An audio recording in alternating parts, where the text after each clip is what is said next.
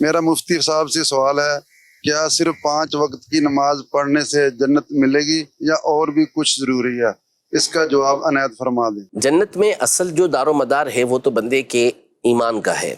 کہ اگر اس کا ایمان سلامت رہا تو بالآخر اس کا ٹھکانہ یہ جنت ہے۔ لیکن اس کے علاوہ اور بہت سارے امور ہیں کہ جن کی نبی پاک صلی اللہ تعالیٰ علیہ وآلہ وسلم نے تاکید فرمائی ہے، اور بعض چیزیں ہمارے پر فرض فرمائی ہیں، تو ان کے نہ کرنے کے اوپر وعیدیں بھی آئی ہیں۔ جیسے مثال کے طور پر آپ نے کہا کہ 5 نمازیں پڑھنے پر جنت میں داخل ہو جائے، اب وہ بندہ 5 نمازیں پڑھے لیکن زکوٰۃ ادا نہ کرے تو ظاہر ہے کہ پھر وہ فرض کا تارک ہے، تو اب مستحق کے جہنم ہو گیا کہ اللہ نے، اگر اللہ تبارک و تعالیٰ معاف نہ فرمائے تو اس کو جہنم میں داخل کر دے گا۔ 5 نمازیں پڑھ رہا ہے، حج فرض ہو چکا ہے، حج ادا نہیں کر رہا، تو اب یہ گناہگار ہے، مستحق کے جہنم ہو گیا۔ اللہ پاک چاہے گا، معاف نہیں فرمایا اس نے تو جہنم میں ڈال دے گا۔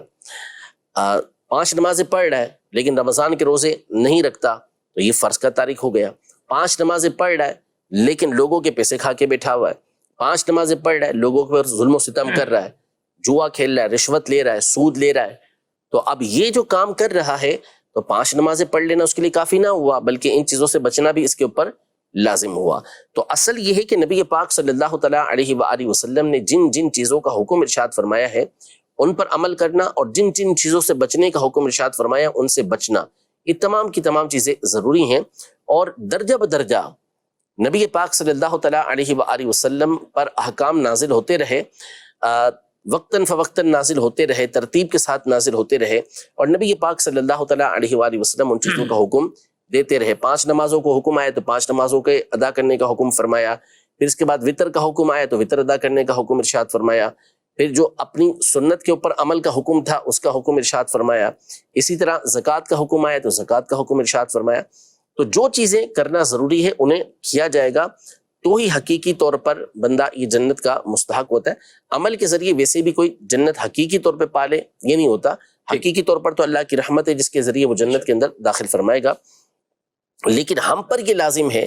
کہ ہم جو اللہ تبارک و تعالیٰ اور اس کے حبیب صلی اللہ علیہ وسلم نے حکم دیا اس پر ہم عمل کریں گے، اور یہی وہ چیزیں ہیں کہ جو ایمان کی حفاظت کا ذریعہ بنیں گی۔ تو یہ آج کل تصور ذہن کے اندر ڈالا جا رہا ہے کہ 5 نمازیں پڑھ لی یہ کفایت کر جائے گا، اس کے علاوہ کچھ اور کرنے کی ضرورت نہیں، تو ایسا نہیں ہے۔ پھر نبی پاک صلی اللہ علیہ وسلم نے مختلف چیزوں کا حکم کیوں دیا؟ صحیح، جب آپ علیہ السلام نے ان چیزوں کا حکم دیا تو ان کے اوپر عمل کرنا بھی ضروری ہوگا۔ تو اصل دار و مدار یہ ایمان کے اوپر ہے کہ ایمان اگر آپ کا سلامت ہے تو آپ جنت میں داخل ہو جائیں گے۔ اگر اللہ پاک نے جو ہے وہ بخشا نہ،